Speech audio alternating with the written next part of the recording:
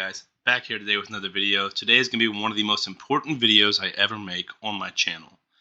Today we're going to be doing a simple guide to how to build a traditional clan boss team. The Demon Lord in Raid Shadow Legends is one of the best areas of the game. Not only that, it's one of the best areas or most important areas that people need to progress in to develop their account. The rewards that you can get from the Demon Lord clan boss are amazing. This is the best source of shards for your account. This is the best source of legendary and epic skill tomes for your account. This is a great source of gear. You can get immortal and cruel sets, which are both good gear sets from the clan boss. I also personally believe this is one of the most fun sections of the game. And so because of that, I wanted to make a video dedicated. If you cannot build an unkillable clan boss team, which I will make a video for in the future. If anyone is curious, I do recommend an unkillable team over a traditional team, with very few exceptions, due to the fact that the unkillable clan boss team I think is just easier and quicker and less effort, and if you can hit the speeds and you have the champions, it's less gear intensive to get to a 1 key or a 2 key or 3 key, whatever your goal is. Traditional clan boss teams are the hardest way to get there. But, that being said, not a lot of people can build the unkillable team, so I want to make this for them. If you can build an unkillable team, stay tuned for my future video, but if you're looking to build a traditional clan boss team, then this is the video for you. So the first thing we're going to take into account when you're building a traditional clan boss team is going to be the debuffs. And debuffers for the team, because this is kind of like the backbone of how you survive and how you do damage. So if you can find champions that fit multiple of these slots, that's amazing. If you can find champions that are HP based or defense based, that's also great. Because obviously with an unkillable team, you don't have to worry about dying because the clan boss can't kill you. It's kind of in the name. But with a traditional clan boss team, you're trying to survive as long as you can, and at the same time do as much damage to the clan boss before he does inevitably kill you. Now, traditional clan boss teams do not survive as long, so a lot of times you have to do damage fast, and you have to focus on every type of protection that you can provide your team. So, in line with both those things, survivability and debuffs, the first debuff we're going to look at is decrease attack. And we can go through a list of champions that provide decreased attack, but this is by far the most important debuff. I would say once you get to really brutal clan boss, anything lower you can survive for a little while without decreased attack, and if your champions are 60 in build, you should be able to get to a 1 key or at least a 2 key. But when you look at brutal, nightmare, and especially ultra nightmare, if you don't have decreased attack on the clan boss, pretty much your team can't survive. With very few exceptions, you need decreased attack up 100% of the time on the clan boss. Okay, I have called out 6 champions, 2 in the rare category, 2 in the epic category, and 2 in the legendary. Obviously, there are way more than this.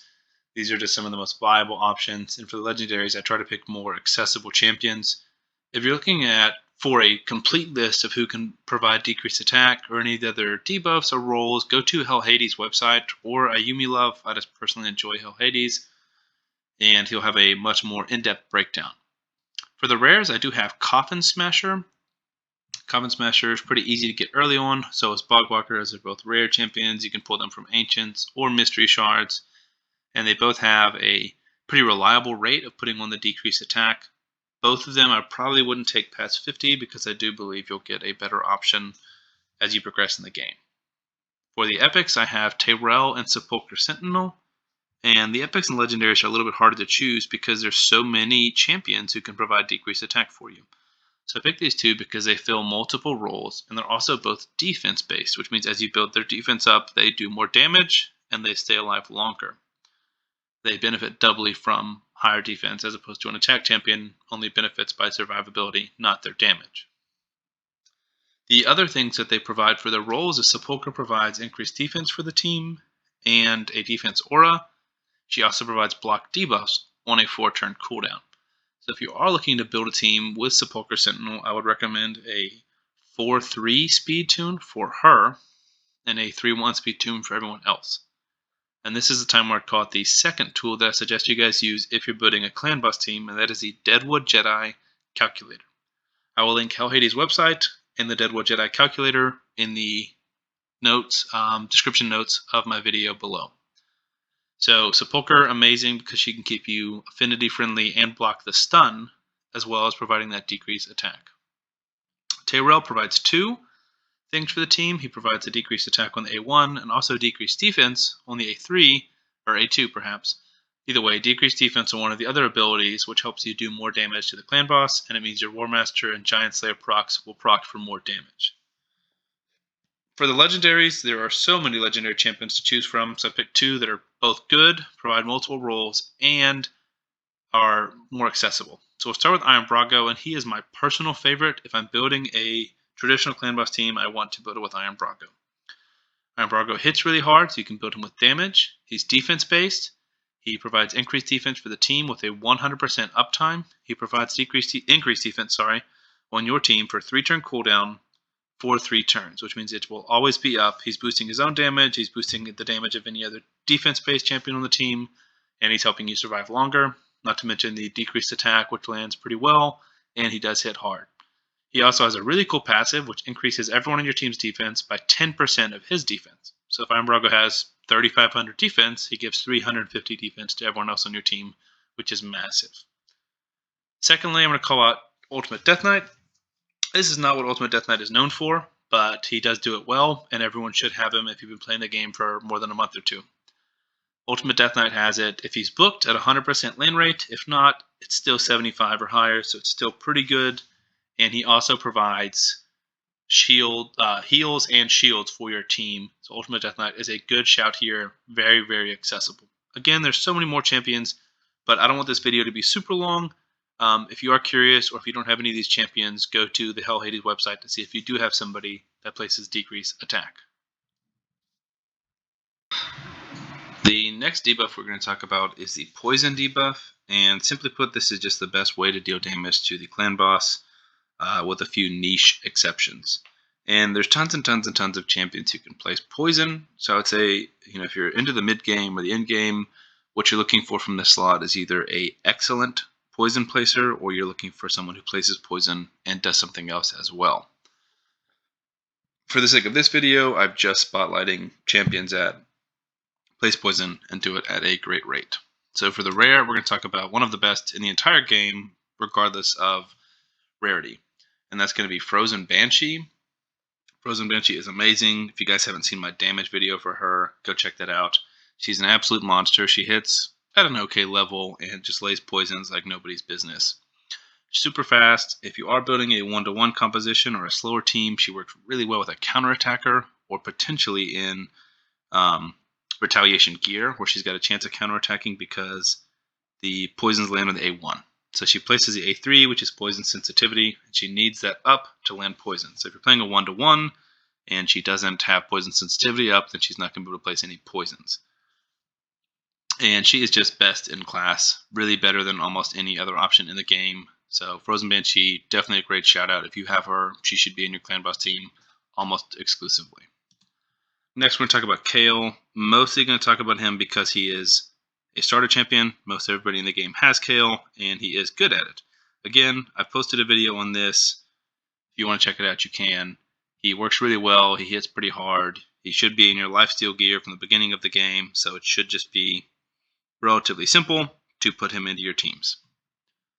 Let's go on to the epics. Occult Brawler is great. I would put Occult Brawler just slightly ahead of Frozen Banshee, I believe. And he is awesome. He places poisons. He does place poisons on himself, but he places poisons for a long duration and just a lot of poisons. So Occult Brawler is great. There's a lot of epic options. Potentially, if we qualify this category right here as damage dealers, then you could look at somebody like a Fane, an Anax, or a Swirin. Again, check out my video on damage dealers. But just exclusively for poisons, I'm going to talk about Myceliac Priest Ornn. And the reason for that is because he was part of one of the most recent fusions. And if you look at Myceliac Priest Ornn, let me pull up his kit really quick on my other screen. He's got a 2-hit on the A1. Each hit has a 25% chance of placing a poison. On the A2, each hit has a 100% chance of activating a poison. The A3, AoE, looks to 75% chance of placing 2 poisons and a poison sensitivity buff. And then, let's see, his passive is whenever a poison debuff is activated on an enemy, increases his champion's HP and defense percent by 5%. That stacks up to 25%. So it's going to help him also stay alive, which is great. It really is just a great option. I think he's very, very slept on. And if you have him, I would consider booking him and building him, and I think he's a great option for this. He's also good in other areas of the game as well. Moving on to legendaries, at this point there's just so many to choose from. I highlighted 2 here. I think Nethril is one of the best just raw poisoners in the game. He's got a 3-hitter on his A1 with chances of placing poisons, and he just puts them out left and right. He has a 3-hitter, and I would just turn off the A2 and A3. I do believe the AI is set correctly, where even if you don't turn off the A2 and A3, he doesn't use them on the clan boss. So we'll just go A1, A1, A1 over and over again. It's a 3-hitter, so you can put Giant Slayer as his tier 6 mastery, which will put out a lot of damage. So Nethril, great option. And then again, there's so many choices. If you're just looking at poisons, maybe somebody like Venus, maybe somebody like Narma. I mean, there's lots and lots of Calvalax. There's lots of legendary poisoners. But I put Nishak in here just in case you got the most recent fusion, because he does a lot of damage through his bombs. I actually believe he has a decreased attack as well, and his bombs turn into poisons. So Nishak is also great for this. And again, there are other ways to do damage, but if you can fit a poisoner into your team, it will boost your damage significantly, and I suggest you do that. Okay, the next debuff we're going to talk about is, I guess this one's kind of more of a role than it is a particular debuff. So obviously, as we've mentioned many times, with a traditional clan boss team, you are trying to stay alive as long as possible. And for that, you will need some form of healing, especially on the higher levels of clan boss. The most simple solution to this problem would be putting everybody in your clan boss team in lifesteal gear. And especially when you're starting out, that is what I would suggest, because you get a good set of lifesteal gear from your first 7 days of logging into the game, and then you can get lifesteal gear from stage 8 of the campaign or from the Dragon's Lair, which should be the first dungeon that you're progressing on in your account.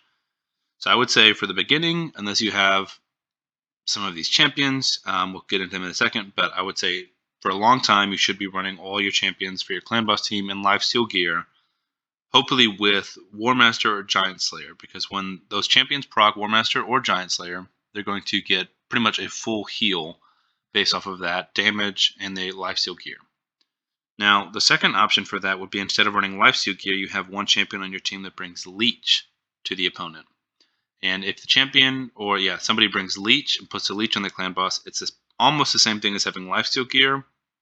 The rate that you heal is a smaller portion of the damage that you do, but again, if you're hitting for Giant Slayer or War Master, then those procs should be enough to heal your champions to full. Now, there's not a ton of champions that bring Leech, at least not at a reliable rate. The best by far is going to be the Epic Grush the Mangler, who you get from logging in. And sadly, he does come pretty far along the line, but he is amazing at this. He's a great healer. He's a solid damage dealer, and he's defense-based. So if you're struggling for this, you can put Grush in your team with accuracy, and then he can be your healer, or put Leech on and heal you guys, and so you can run everyone else not in lifesteal gear. So I've kind of categorized this as Leech champions / healers. So for the rare category, there's not really any champions that place Leech at a reliable land rate. So I've just included 2 healers. The first is Reliquary Tender, who is a pretty good healer. She does a cleanse, so she can cleanse debuffs with a stun that the clan boss places. And she does provide some heals as well as a revive. So she's a great option, albeit she is a void rare, so a little bit harder to get. The next is going to be Apothecary. An Apothecary and both Reliquary Tender cannot be your only healers. That's just not enough healing to keep you guys alive for a long clan boss run. But Apothecary is great. He's got a 3-hitter, so he's good in Giant Slayer. He's got a heal on a single target that's pretty big, and then he's also got increased speed and turn meter boost on your team. So Apothecary is great here, kind of a hybrid healer, turn meter booster. We already mentioned Grush. He is the one I would recommend, unless you have some of the legendaries. And then the other epic is Doom Priest, and Doom Priest is great because she heals every turn on her passive, so she's really good in like Relentless gear. And she also removes debuffs, so she can keep you affinity friendly if she's going first in your turn order, and she can remove the stun and any affinity debuffs.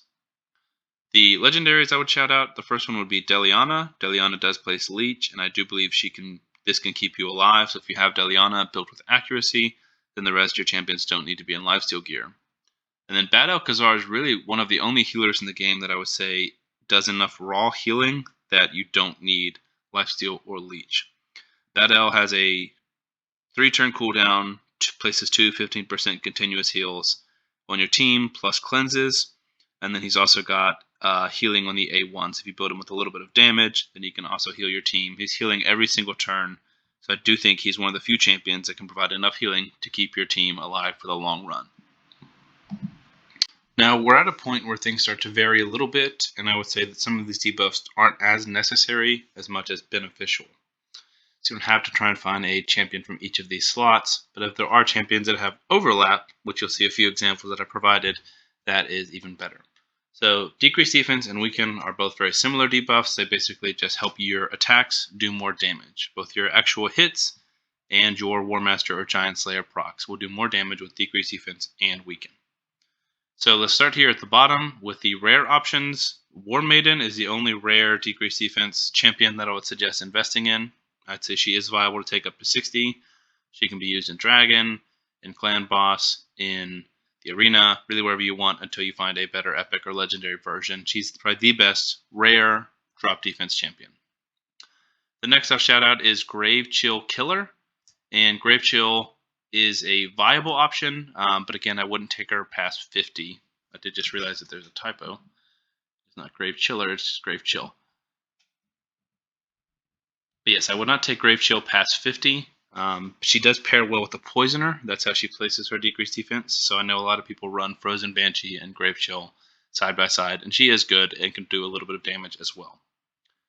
Now the epics, you really start to get a major increase. I think there are lots and lots and lots and lots of epic champions. I could have made it probably 5 or 10. One of the ones that I did feel like I snubbed was Deacon, and then more on the damage dealing side, I snubbed Fane and Swirin, who I've both made videos on. They're both good options, although the two that I picked I think are a little bit better for a traditional team versus Fane and Swirin being a little bit better for an unkillable team. So Tyrell is the first one that I have mentioned, and he is great because he is in multiple categories. He's in the decreased attack category, and he's in the decreased defense. He's defense-based, so he is just a great choice, very solid. If you have Tyrell, he should be in your Clan Boss team, almost for sure. The next is Anax, and Anax is awesome because he does decreased defense and weaken, as you'll see him in the second column over here, or the column F over there to the right, and he does a lot of damage. Again, he's a little squishy. He's not defense-based, but if you can keep him alive, he does do a lot of damage. Providing both those debuffs and some poisons, he is a great, great option. On to the legendaries. Again, there are just so many to choose from. It's hard to pick. I picked Razin because he does decreased defense and weaken, and he's fusible if you pull enough rares and epics throughout the game. He's a permanent fusion in the game. He does a good bit of damage. He's defense-based, and he's decreased defense and weaken on one ability. So Razin, great choice. If you don't have another decreased defense and weaken champ, Razin is a perfect slot into your traditional Clan Boss team. And then I had a hard time picking the second one, but I went with Ninja, just with the hopes that some of you guys watching maybe don't realize the potential of Ninja. I think he's probably the best Clan Boss damage dealer, at least that I've tested so far. If you look at my Clan Boss damage spreadsheet, which I'll put in the description below, he is the highest. He's done the highest damage on any Clan Boss run I've ever tested. He does have decreased defense on the A1, and then HP burn and activation. I won't get into his kit, but he is a viable option, a great champion if you have him. And then moving on to the weaken category, this is similar. I would say if you have to choose between the two, I would prioritize decreased defense a little bit over weaken, but they're both good, especially if you can get both of them. So for weaken champions, there's not much in the rare category. I think Aethel is solid, only if she's your starter. I wouldn't invest in Aethel unless she is your starter. If you started with Kayle or somebody else, I would not build an Aethel just for Clan Boss. And then Bulwark. Bulwark is good. The weaken is kind of a minor part of his kit, but he does provide a 15% weaken on his A1. He has an HP burn, and then every time he's hit, he's got a chance at extending debuffs. So Bulwark, a good champion, and he does bring some weaken. For the epics, I see, obviously you can see I put Anax in here. I think he's one of the best for this. I also put Geomancer in here. Geomancer, I think, is even better on a traditional Clan Boss team than he is an unkillable team because he provides inbuilt damage mitigation.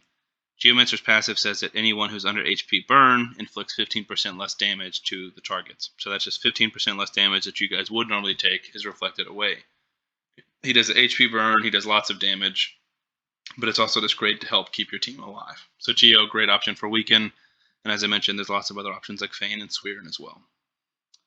For weekend champions for legendaries, Rosin again does decreased defense in weekend, and then I put Dracomorph, one of the best legendary damage dealers in the game.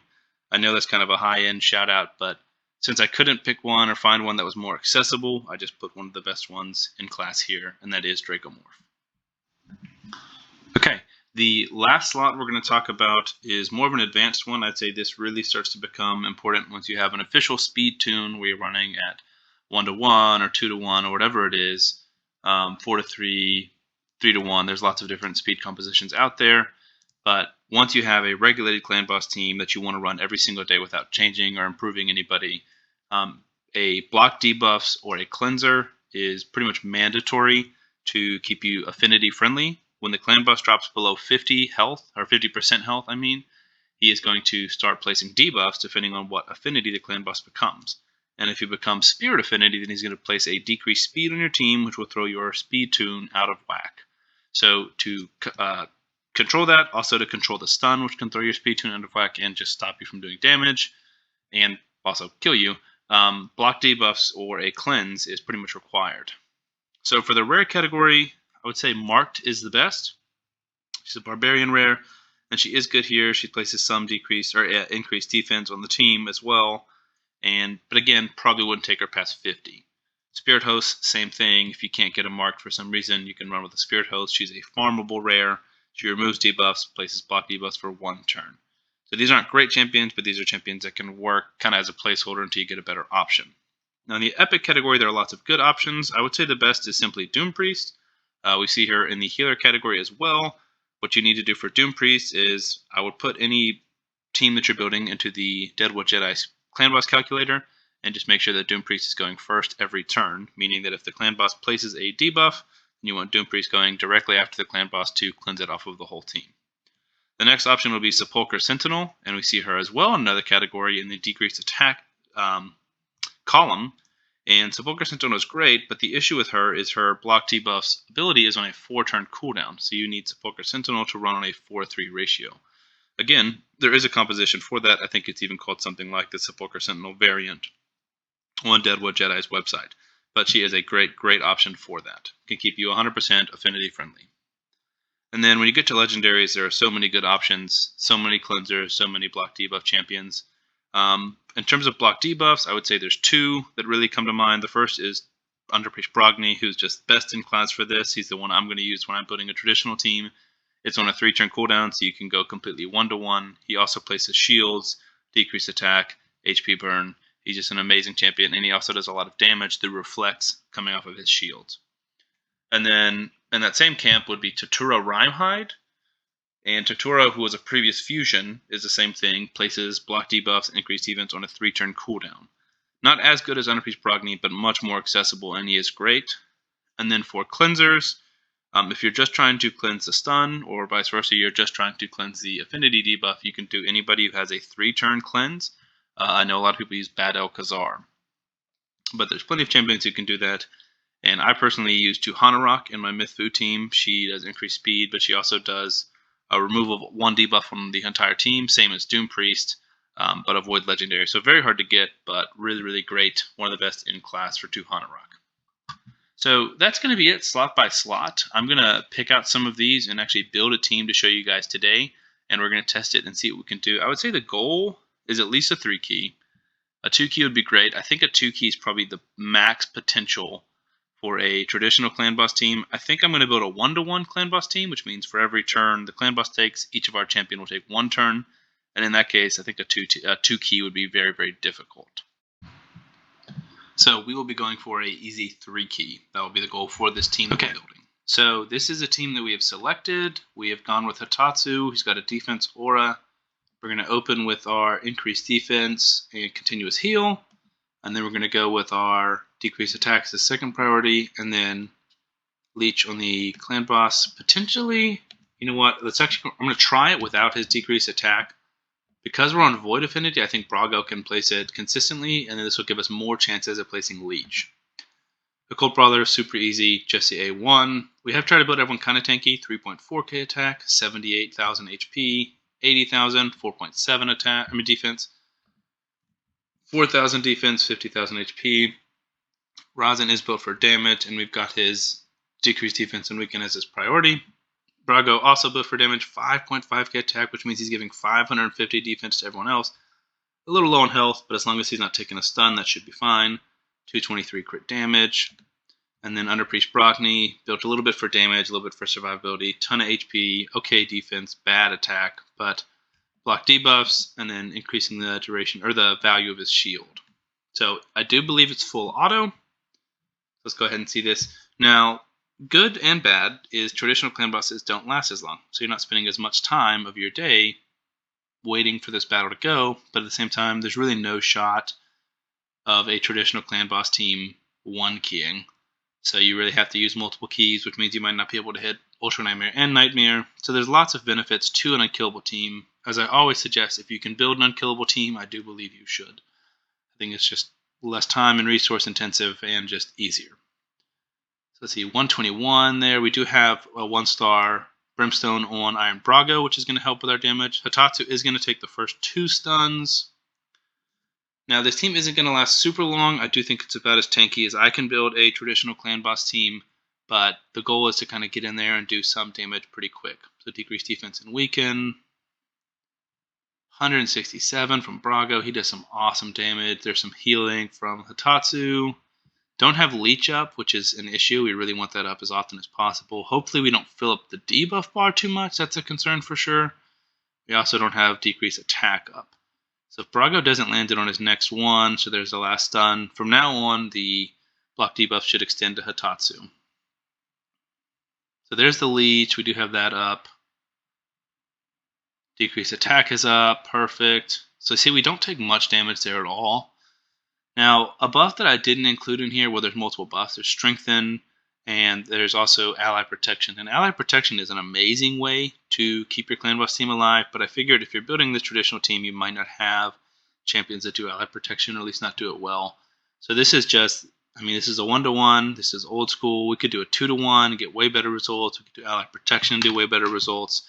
So this is just very basic, not day one, but early to mid game. This is what a traditional clan boss team look like. This is a team, or not this exact team, but a very similar version of this team is what I ran for a long time. I didn't run Hatatsu. I think I ran Vogoth for healing and Leech. And then I ran Tatura Rhymehide instead of Brockney. And I think before Tatura, I even ran Sepulchre Sentinel. That's her name. I ran her for a while, and for Poisoners, I ran Nethril for a long time. He was one of my first legendaries, and he is awesome here. But I thought an Epic would be a little more accessible. We're actually doing good damage. We're 12 turns in, doing 8 million damage, so almost 1 million a turn, or maybe 700,000 a turn. Now, as the run progresses, you will see that the clan boss just starts hitting harder and harder, and you don't really notice that in unkillable teams, but it really does start to make a big difference because we're going to start getting smacked. Right now, he's not making it through those shields. He will by turn count 20 probably. Just every 10 turns, he starts hitting harder and harder. So we really need to try and get our damage off as soon as possible. See, Hatatsu is protected from the stun there. That's big. We have Leech up, so everyone should be healing back to full. War Master procs going off left and right. Now see there, that's a big issue. And that could honestly halt our run because, look at that. Debuff bar was full. Iron Braga wasn't able to place his decreased attack. We're actually going to jump in and try and place the decreased attack with Hatatsu because I really hope he's, let's see, 1, 2, 3, 4. We got 9 debuffs. We really need this to place. It's only got a % chance. That's big. All right, we're back on auto. That's definitely a watch out. Maybe a Colt Brawler is actually too good of a damage dealer. So another option for someone like him would be maybe an Aox or Remember, or a, what's his name, Toragi the Frog. Toragi does have that Ally Protection that we're talking about. Just someone who places a little less poisons, but also brings some other utility to the team. Because we're actually filling up the clan boss debuff bar too fast. Whew, that's a smack.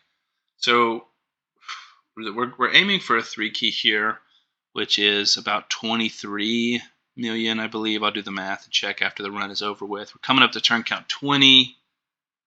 Smack. Shields do protect us there. So now it's mostly I was at A2.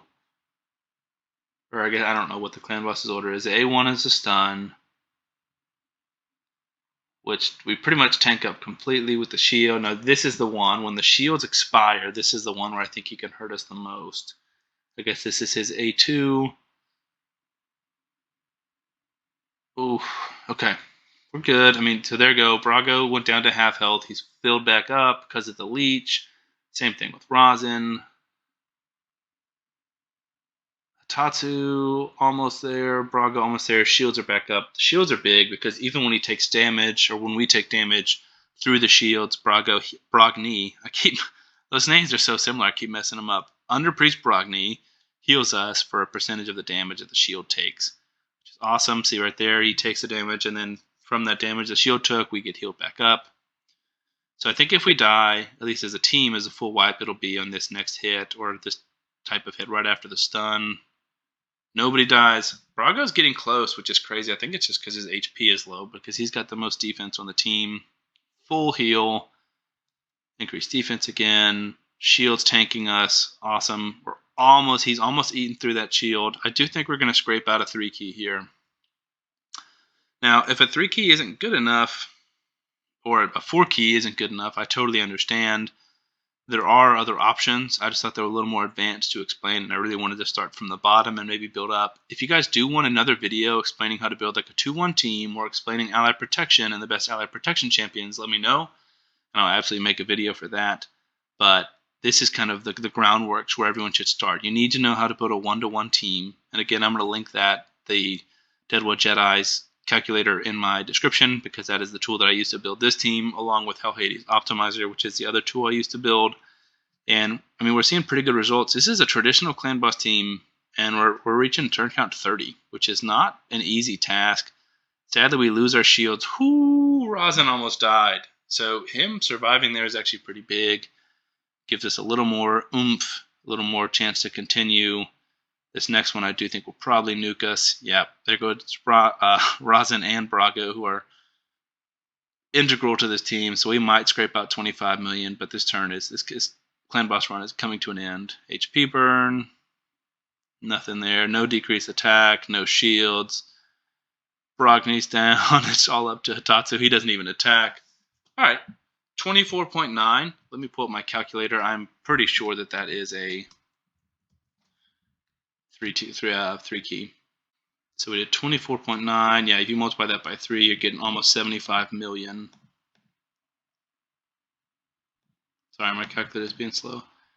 24.9 times 3, 74.7, and you need just over 70 million to get the highest level of the Ultra Nightmare Clan Boss chest. Now, this team on Nightmare would do even better, but as you can see here, Brago does good damage, so does Brogni and Rosin. Hitatsu is all based off of the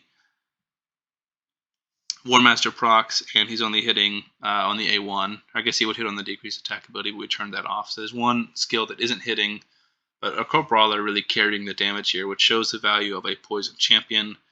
Now, maybe if you sub in someone like I mentioned, like an Aox or Taragi, you survive a little bit longer, but you won't do that level of damage. But I do think it's more consistent.